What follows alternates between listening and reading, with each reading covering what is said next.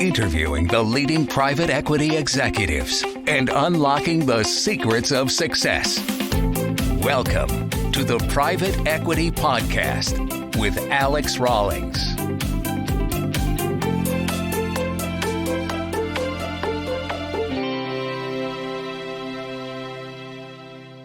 Hello, everybody, and welcome back to the Private Equity Podcast.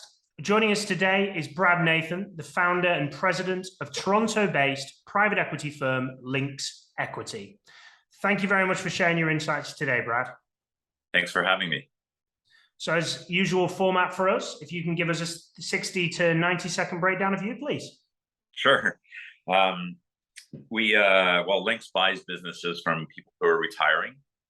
We've been around for 15 years. We just celebrated our 15th anniversary. And we are doing revenue of around 600 million Canadian dollars and EBITDA of 42 million. We've done 51 acquisitions, we have 51 companies. We've done some more acquisitions because we've integrated them in a number of different spaces. And we focus on the small to mid-sized market space of businesses doing between $1 and $3 million of a profit or EBITDA. Did I get cut out in the middle of that because my phone rang? I wasn't sure if that cut me out. It didn't. No, it didn't. It was also your phone. Okay. And so, we typically, we have a buy and hold strategy with an unlimited term. We have a lot of long-term investors, and that's enabled us to be buy and hold, I jokingly say, like a mini Berkshire Hathaway, 3 fewer zeros.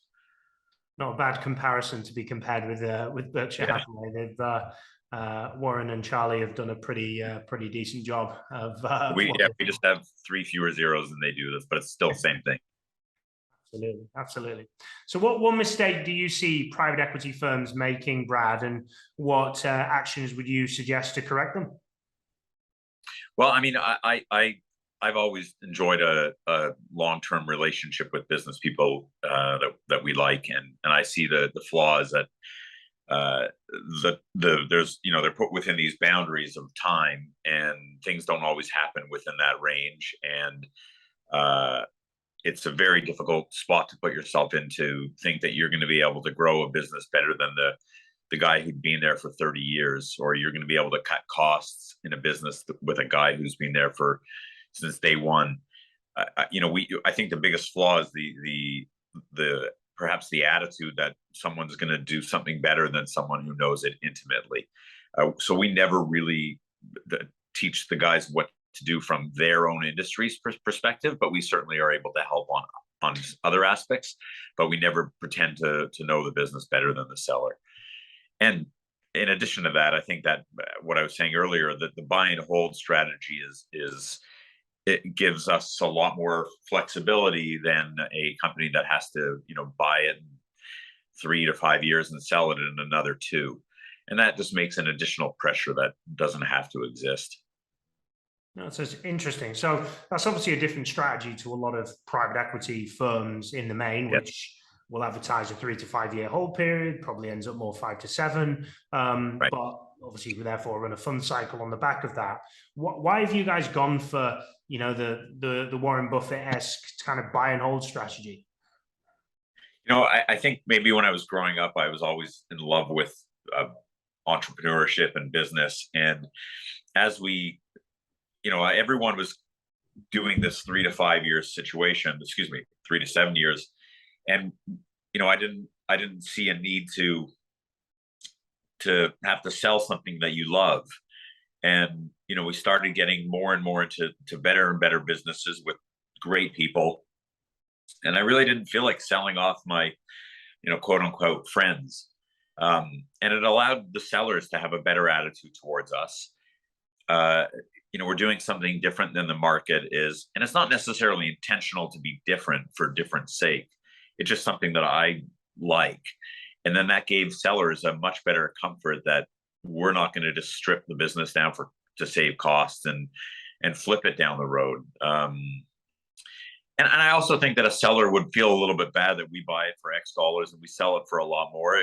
We're not looking to to say that we're not looking for a steal. We never want to sell it to dislike us. We're always trying to do what's fair. And I think they appreciate that. Do you find that that's difficult from, obviously, if we look at a typical executive of a private equity firm, you mentioned obviously friends. I'm sure at some point within the amount of companies you've invested in, you'll run out of friends at some point, Brad, to run these companies with the right experience. Do you find that difficult, or is there a different way that you structure the model? Because, you know, obviously a lot of executives that we place into private equity backed businesses are obviously very good and skilled at what they do, and that's why they earn so much money on the back end, obviously the exit process. Right. Well, I mean, when I say friends, by the way, I always say it's easier to make friends on business than business on friends. But you know, we develop for lack of better words, an intimate relationship with these businesses, and we understand how they work, and we understand what makes them tick, and we understand the budgets, and we understand the people, and the, you know, the key success factors eventually for that business. And then we find other companies that are similar, and we start having our own little strategic plan around those group of companies. So to break those out would be challenging. And then in terms of, you know, being able to sell something for more in 3 to 5 years, maybe I'm not good at certain things in this, and I'm sure I'm not, but, you know, I think synergy is the most overused word in business, and we have 7 flooring businesses, and it's not easy to find individual synergistic cost savings. They're in 7 different locations with serving 7 different markets with 7 different accounting systems, which, by the way, we have been able to put into one with one general finance manager. But, you know, the synergies are not, let's move everything under one roof. It just doesn't work like that. And so I think maybe private equity groups are finding, or excuse me, other ones are finding better companies that they are able to roll up. And I don't know if that answers your question or not, but let me take a break for a second. Can you rephrase? Can you redo the question? Is that okay? And maybe I'll be a little bit more pointed in my answer. I'm sorry. Yeah, so I think there was pretty valuable information. And my initial question was with regards to actually securing private equity backed executives into the companies and how you do that. You did actually answer that question. Okay. And I'll say one more thing on it. But, you know, and in terms of finding people to go in and run these businesses, that's the hardest part, right? The biggest challenge, I think, in all of private equity is making sure that you have the right management team. It all comes down to that. Every single business that we look at has revenue, cost of sales, rent, admin, interest, depreciation, taxes, net income. It's what puts that together that is the key ingredient. And that key ingredient, no matter what industry you are in, comes to the person running it. And if you have a jerk at the top, you have a jerk at the bottom. And we really, you know, focus on making sure that the person whom we're buying the business from is a good guy or good woman. You know, it really comes down to make that person caring about the individuals at the business. And what we've seen, you know, typically is when some guy says, "What are you going to pay me?" as the first question, it's very different than, "What are you going to do to my staff and my team?" And then when they take a bit of their earn out and put it towards the management team, we know we're buying a fairly good guy's business. To find that person who runs it, I mean, that's the magic sauce. That's really, that, in my opinion, that's really what it comes down to. And, you know, we have a Cindy in our office who happens to be my sister, and Michelle who's head of HR, work towards finding that perfect fit if we can do it. And that's probably the hardest job. And they're really hiring high level executives who can either go in. We've had good people. We've had good outcomes when we've had second in commands run it. We've had bad outcomes when we've had second in commands run it. And we've had good outcomes when a president who sells the business to us, a seller, stays on for a lot longer than we thought. And we've had bad instances when a seller stayed on more than we thought, and we've had good outcomes from bringing people from another industry in or another company in, and we've had bad outcomes doing that. So it's so hard to be able to pinpoint exactly what works. If I had to, I would say a second in command taking over is the best, but it's a challenge, and that really comes down to that. Yeah, it's an interesting one. Not always obviously the second in command is available, not always they're Right. good enough to run it. So it becomes a complex. And I think it's interesting to hear you say about such a diverse area that you'll get talent from. And I think that's the best way to look at it. I hear a lot of companies decide that, well, we've done this before and this is the way that it works. Right. And we'll get this. And I'm like, well, yeah, it might work for that one deal, but what if, if that industry at that time, there isn't a person like that wants to make that move and take on that or isn't capable, then your strategies are certainly flawed. So yeah, it's just about learning from each deal, learning from each process and getting that right. Yeah, and we just had the good fortune of being able to speak to someone who sold his business to another private equity group, and he went through all the kind of thoughts that we had, and what issues were facing a seller. And at the end of the day, he said, you know what it came down to? It came down to a good transition plan, and they screwed up. And that's it. That's it. Now, having said that, there are obviously circumstances that people know their business better than other people know it. I'm never going to be able to understand the flooring business as well as a guy who's been in the flooring business for 25 years. Well, of course. But we know what works in business, and we know that when someone's a good guy and when someone's not a good guy. The key is to catch it early enough. And we've had the disfortune, or if that's right, we've had the unfortunate situation where the president of a company, we bought a business from this seller. We put the second in command in, but he was a salesperson. He was the head salesperson, and we put the head salesperson in to run the business, which can be good or bad, but he ended up doing phenomenally well, was very motivated by the bonus plan that we put in place. And then we found him stealing.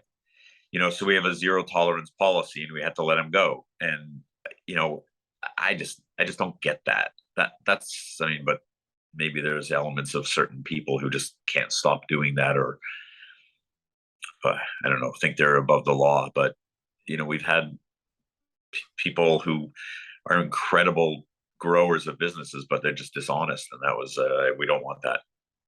I think ethics is an incredibly important element for us as well. It doesn't matter how good you are at the work that you do, but if there's an unethical side of you that just keeps rearing its head, I believe everyone deserves a chance, but certainly if somebody's stealing from the business, I think there's a fundamental problem there. But especially if they're doing well and the business is growing and they're getting paid their bonus. But I suppose everybody's different, and I don't think I'll ever understand that world, and probably don't want to. No. To be honest. And the funny part was, if he would have just he installed the floor in his house and he put it on a customer's project. If he would have just asked us, "Hey, can I take the floor?" we would have done it for him. We would have given it to him. It's just a strange, I don't know. What was Winona Ryder was once caught for stealing underwear in a department store. She can afford it, but maybe she just needed the thrill. I'm not sure what goes through that person's mind. Absolutely.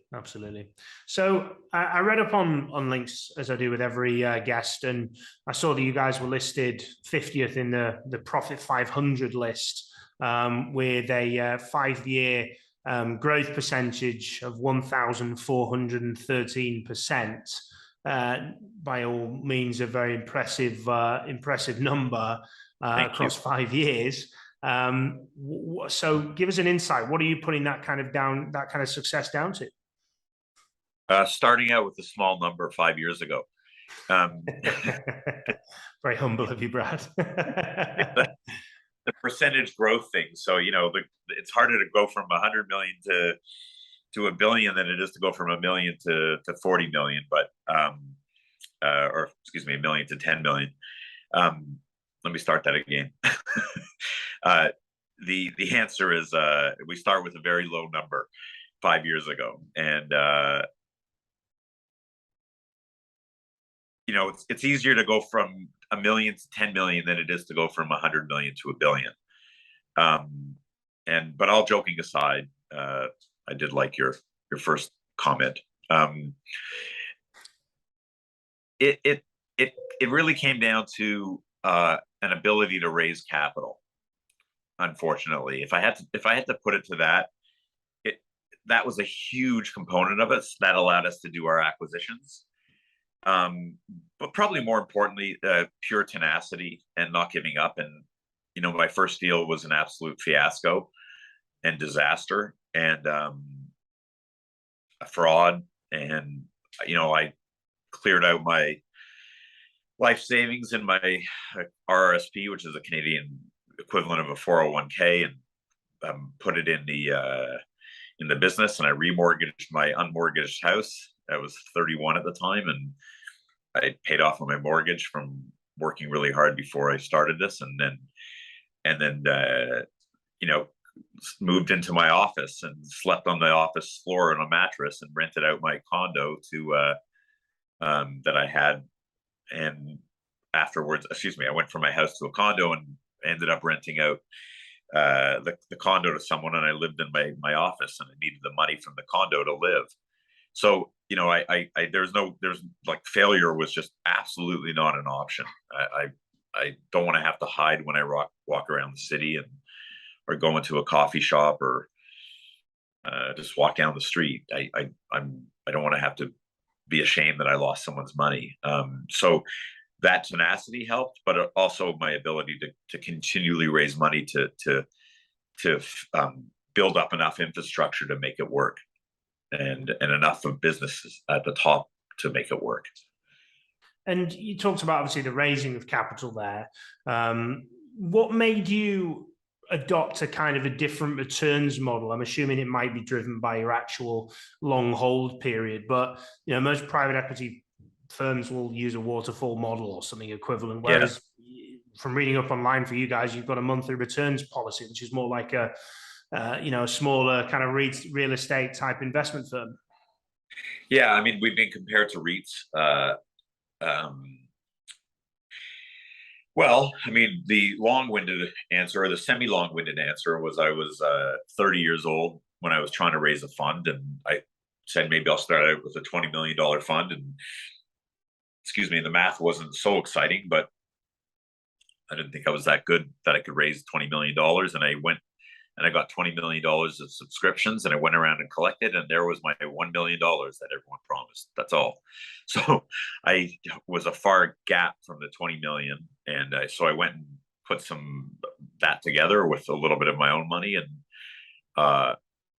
and bought a business, and then kind of said, well, I'll figure it out as we go. And then I figured it out as we went along, that if I provided an exit ability for an investor, it would just be continually, reevaluating what these shares were worth. And it was a little, valuations of a business is a gray zone. And, it became very complicated to try and buy people out. And then we gave them minimum buyouts. We said, all right, well, we'll do a value, but your minimum is going to be this. And then we said, well, let's call it 10% a year. And then that 10% a year just kind of took over for a while. And then, well, back then it was more than 10%, but we just needed capital all the time. And so I was running around scrounging to get money. And I said, I'll just pay you 18%. And people said, okay, great. And then I said, I'll pay you 15%. And some people said, great. And some people said, that's way too risky, without asking about the situation. And I said, okay, well, I'll pay you 10% if you think 15 is too risky. and then they, eventually it whittled down to that level of that we pay somewhere between 7 and 10% to our lenders. And they seem to appreciate getting a check every month versus waiting 7 years for that. And I'm not saying it's the best thing, because it's very, very hard to do, to have lots and lots and lots of little investors. It's really, really hard. And managing that's a huge part of our business. But I wasn't in the situation to raise $1 billion fund. I like what we have now. And for some people, some guys who want to invest in the 7 to 10 year horizon, they're not for us, or we're not for them, right? It depends on, there's enough people filling that gap. And I thought there was a gap in the market also for what we offer. And it seems really appreciated by everyone. And smaller guys were able to participate in a private equity group. And at the end of the day, if you had a IRR of 10 or 11 or 12% after 7 years, well, why don't we just pay them every month? Makes sense. Sorry to interrupt here. Just a quick note to highlight our new sponsor, Grata. The private equity market is rapidly shifting to a data-driven, proprietary deal sourcing standard. Grata provides the window into over 7 million middle market private companies. Contact Grata so you can access the market first. Request a demo at www.grata.com. Now back to the podcast. So does that, you already mentioned the complexity that comes with your investor relations process. I'm going to assume that a lot of that capital comes from high net worth, ultra high net worth individuals for that kind of structure. A, is that right? And B, does it just mean that you've got some kind of pumped up, investor relations team that are having to really push this, or how does that kind of structure work? It's a good question. So we have generally you pick a term, and then every term comes with a yield. The short of the term, like a 1 year term, is 7%. Right. A 3 year term is 9%. A 5 year term would be 10%.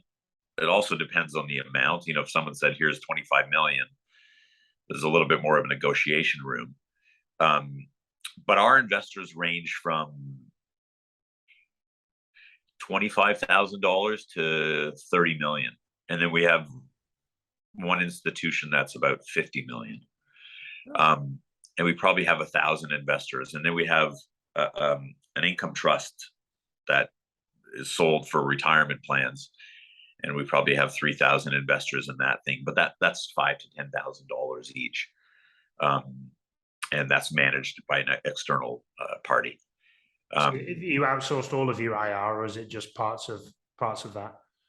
I'm sorry? Is that the capital that's managed by an external party, or is it your investor relations that's managed that way? Just the administration of the capital, but it goes into us and it goes into our pool. Right. But to me that, so it's good for us because we're always doing acquisitions throughout the year, and people can always participate throughout the year.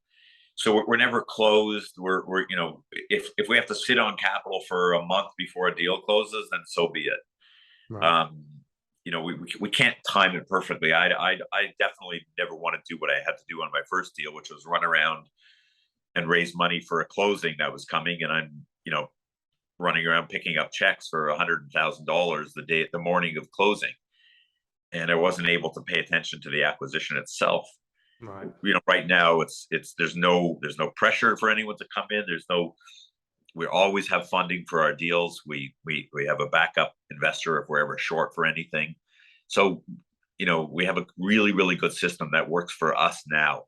If I would have started out knowing what it would have taken to get here, I don't know if I could have done it. I don't know if I could have done it.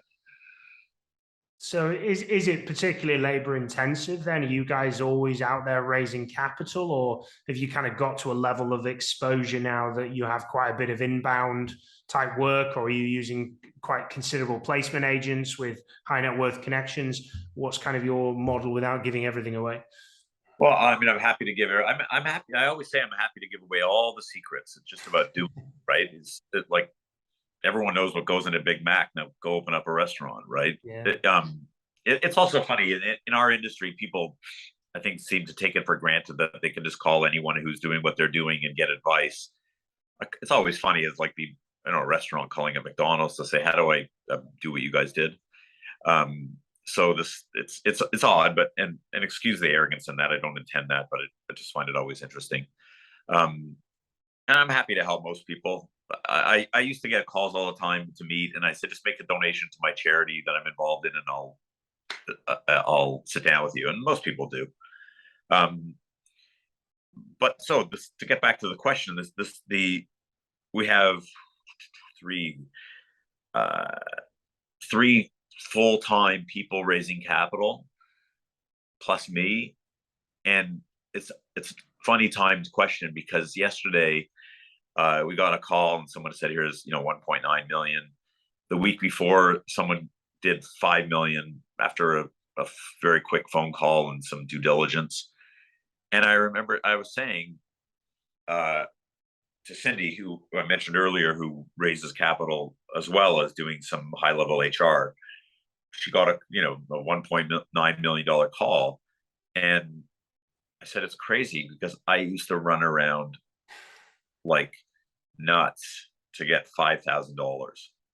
Like, I raised money from a woman I met at a hot dog stand. If $10,000 and if you were sitting next to me on a plane, I felt bad for you.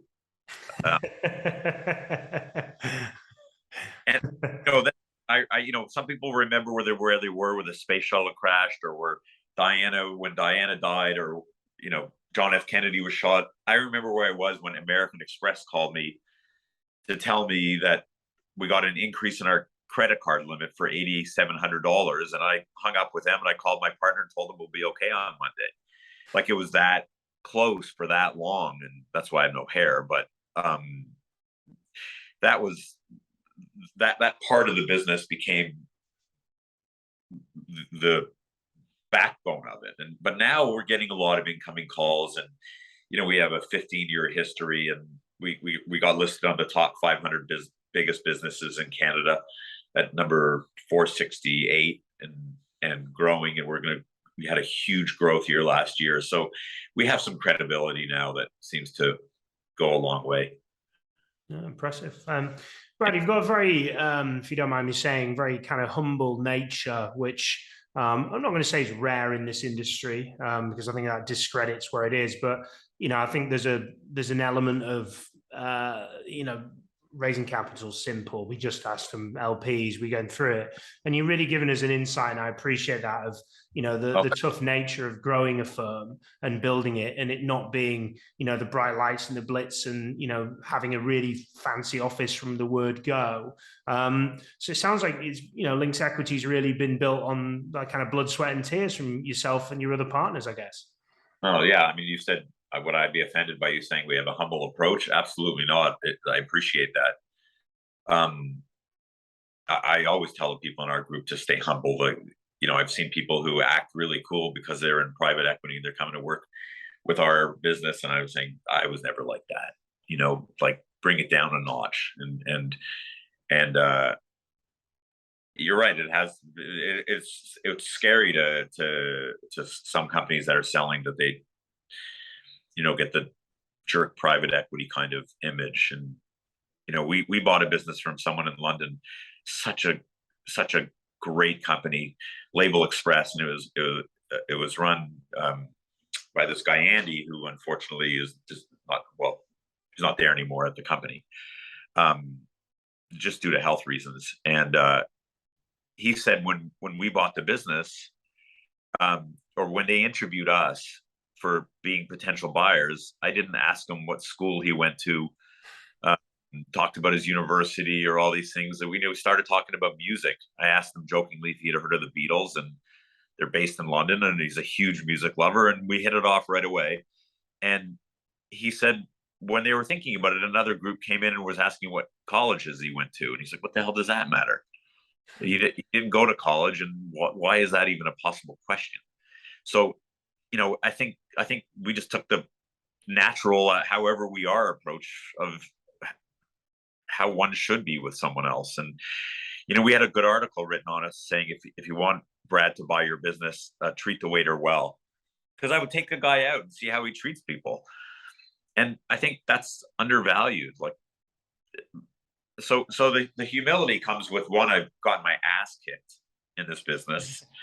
Number two, I've lost pretty much everything other than, a few dollars in my account. I had to pay money to get overdraft to borrow money on top of my loan. I had, hot water turned off, and I'm going to my family's house for dinner, and I can't tell them that I lost my hot water.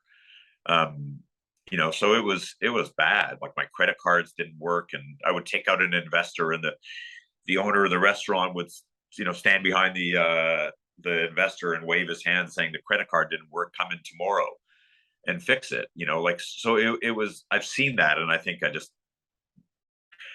I changed. When I was growing up, I wanted the Ferrari and the Lamborghini, and I had the posters and all those things. And then I went through this and came out the other end, and I realized my business is my Ferrari. I don't need the car. I drive a Vespa. I don't need the flashy stuff that goes with the name and you got to remember, we're buying businesses from like real salt of the earth people who started these businesses. They're not downtown suit guys running some $5 billion business division of whatever being sold to a big institutional private equity group, and no one even has ever been on the shop floor. So you have to remember whom you're dealing with, and they're real people. So I think they appreciate this. I hope. Definitely seems to be working for you, and I appreciate the openness, Brad, and the insight into probably private equity world that a lot of people don't hear about, and they just hear of success, money, and everything that comes with it. So you mentioned a little bit about performers and what you look for in individuals, and I anticipate this may be a little bit different from the usual answers. So what three attributes do you believe make a top performer, Brad? Well, I always say there's four. Okay. Bonus one. Tenacity. You have to worry all the time, which I got. And you have to OCD a little bit, which I have. And I think you have to want people to like you.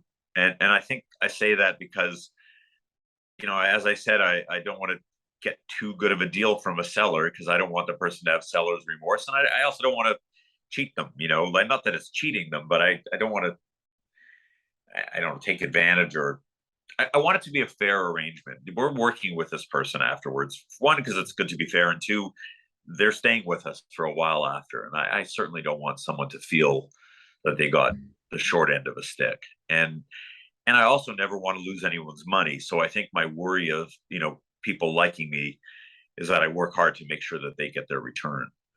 But having said all that, I have been like that with everybody. And, someone felt like she shouldn't have sold her business to us. So, what did she do? She violated all the agreements, set up a shop next door, took our main supplier and our customers, and just completely violated every single agreement. And of course, she got sued and lost. And we were the good guys. We were, every time we sat down with her, she changed her salary. She wanted more money, more money. She spent everything we gave her when we bought the business.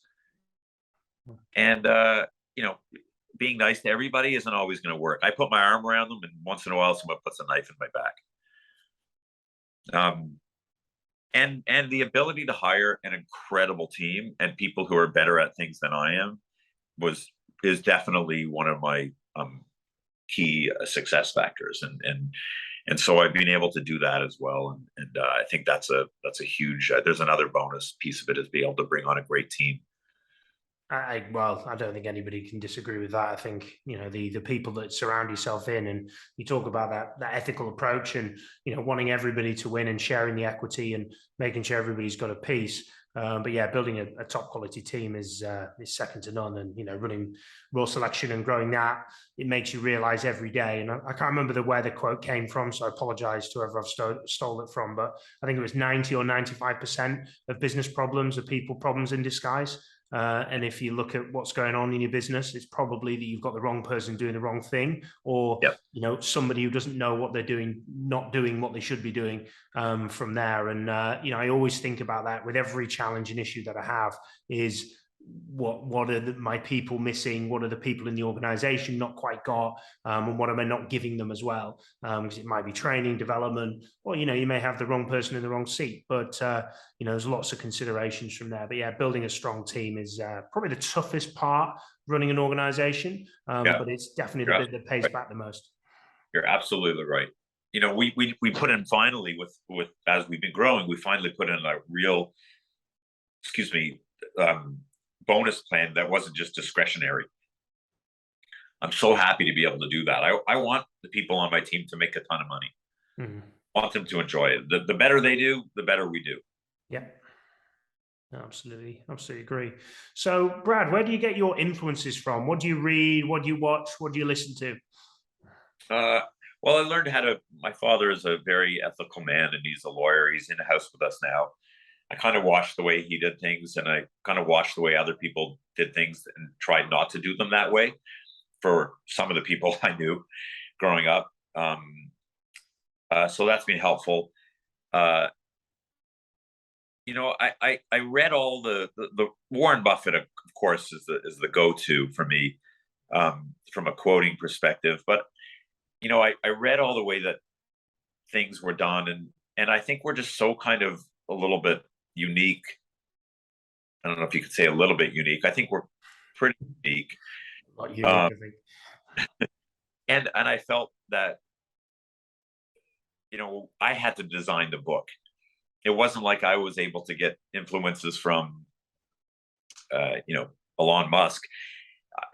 The beauty of Elon Musk is not only, his technical capabilities, I'm sure, but it's an incredible ability to raise an unlimited amount of money. I don't, right? So I can't really get from him any guidings of how to raise money in Silicon Valley. So I had to design the fundraising book. And I watched you watch a lot of business shows and you kind of either have it or you don't. Like whenever I've watched anything, I've said, yeah, we do that. Yeah, of course we do that. Well, that's obvious. Well, we don't do that. And I just think I've been, since I was a kid, I was shoveling driveways, and I had my business called ICU Peepholes, and we drilled them indoors legally for people to see who's at the front of the door. And I, did everything. I sold tinfoil door to door and made phone calls to sell things over the phone. And I think I was just like naturally interested in business, that I never really got overly influenced by any one individual. I'm sorry if that's a bad answer, but I just kind of designed my own life. No, I think that's a really great answer. So if anybody wants to reach out to you, Brad, how do they best get in touch with yourself or Lynx Equity? They can certainly go on LinkedIn. Again, it's Brad Nathan at Lynx Equity, or BHN at lynxequity.com. Perfect. Well, we'll put those both in the show notes. So, Brad, thank you very much for joining us. I feel like we've had a really refreshing, completely different type of podcast here, and really given us the insights into the good and the bad of growing any business, but that of a private equity firm with a different strategy, different approach, that obviously, after hard work, blood, sweat, and tears, and putting everything, it sounds like, on the line to grow your organization. And I appreciate, a little bit of a show of, or probably a lot of show of vulnerability and a lot of honesty, and really just give us an insight, because nobody's ever shared with us and told us how hard it is to grow a private equity firm. And I really do appreciate you giving us that insight. I'm sure this will resonate with a lot of people, as we know a lot of people listen that have grown private equity firms and are still growing or even thinking of doing so, and anybody in kind of anything growing a business. So thank you very much. I really do appreciate your insight. Thank you so much. Thanks, Alex. And as always, for those listening, thank you very much for joining us. Should you ever need executives for your portfolio companies or private equity professionals, please do reach out to me at Raw Selection. And if you haven't done so already, please do subscribe to the podcast. You'll be notified of the next one, which comes out every 2 weeks. But till the next time, keep smashing it. And thank you very much for listening. Thank you for listening to the Private Equity Podcast on www.raw-selection.com.